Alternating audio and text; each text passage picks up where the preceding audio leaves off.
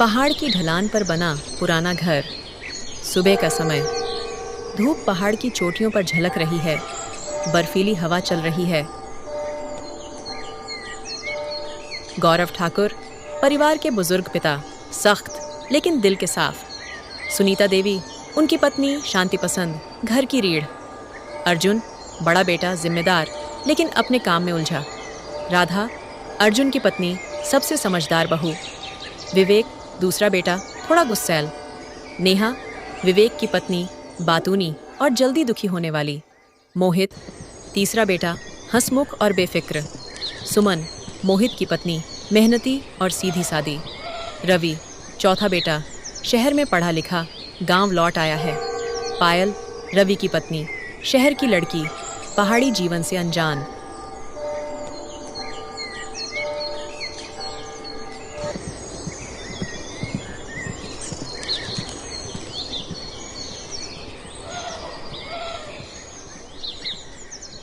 रसोई के पास से धुएं की हल्की महक आ रही है। सुनीता देवी धीरे से पुकारती हैं, अरे राधा बेटा, जरा देख तो ले, चूल्हे में आग ठंडी तो नहीं हो गई?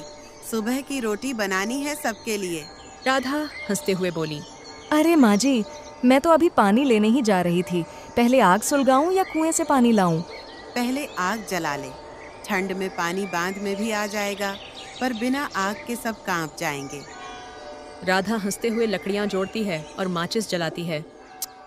नेहा कमरे से नींद भरी आवाज में बोली, हाय राम, इतनी ठंड में उठना भी किसी सज्जा से कम नहीं।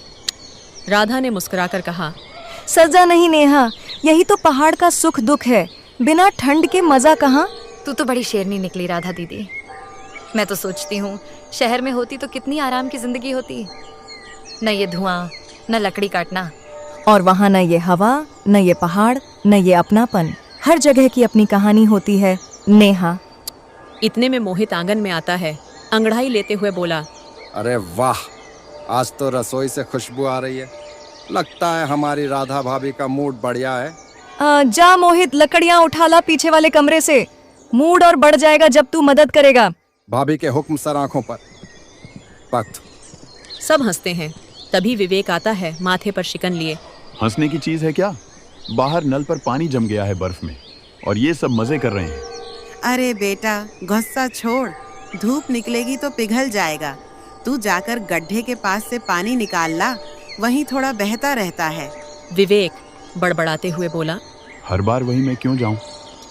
सोनू मजाक उड़ाते हुए बोला, क्योंकि तू सबसे ताकतवर है भाई, बर्फ भी तुझे देखकर पिघल जाती है। पूरा परिवार हंस पड़ता है। विवेक मुस्कुराकर चला जाता है।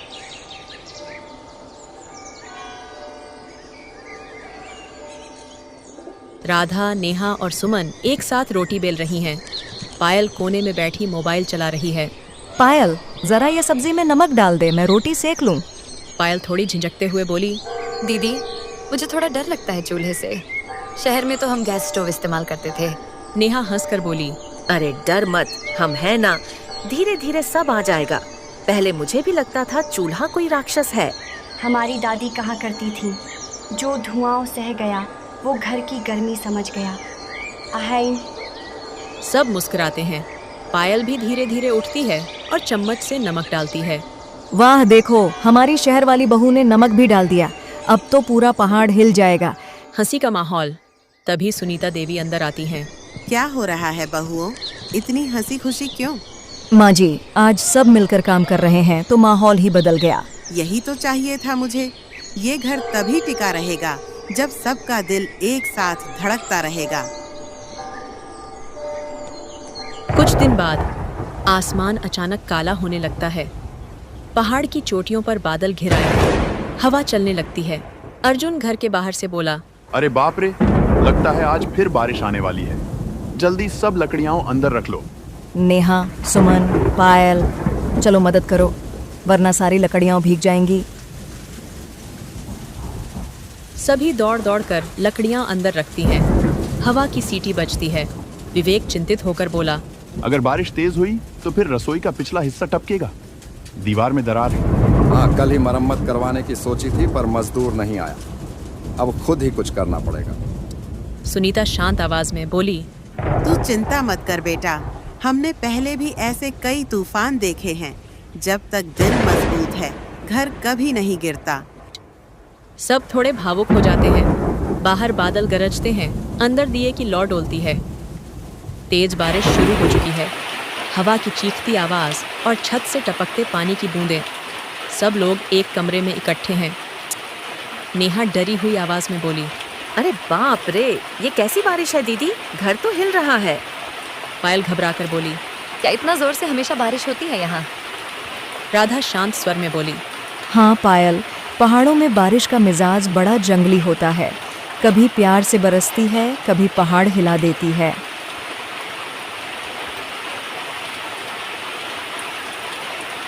अचानक दीवार की एक ईंट गिरती है।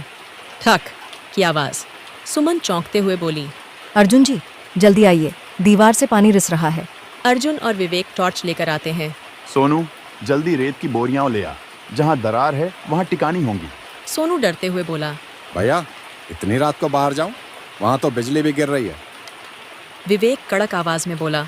डर मत, मैं साथ चल रहा हूँ, चल जल्दी। दोनों बाहर दौड़ जाते हैं। हवा तेज चल रही है। दोनों की छतरी उलट जाती है। अंदर सब डर से सिमटते हैं। पायल रोते हुए बोली, मुझे डर लग रहा है दीदी, अगर दीवार गिर गई तो? डर मत पायल, कुछ नहीं होगा। हम सब साथ हैं, यही हमारी ताकत है। थोड़ी देर बाद विवेक और सोनू वापस आते हैं। कपड़े भीग चुके हैं। बोरियां और रख दी, फिलहाल पानी अंदर नहीं आएगा, पर अगर बारिश यूं ही चलती रही तो सुबह तक मुश्किल हो सकती है। सब लोग अंदर रहो, कोई बाहर नहीं जाएगा। अब यही वक्त है कि हम सब एक दूसरे का हौसला बने। सब एक दूसरे को देखते हैं। राधा धीरे से चूल्हे की राख से दिया जलाती है। चाहे बाहर अंधेरा कितना भी हो, घर में अगर रोशनी जली रहे तो उम्मीद जिंदा रहती है। जय। सबकी आंखों में थोड़ी राहत की चमक आती है।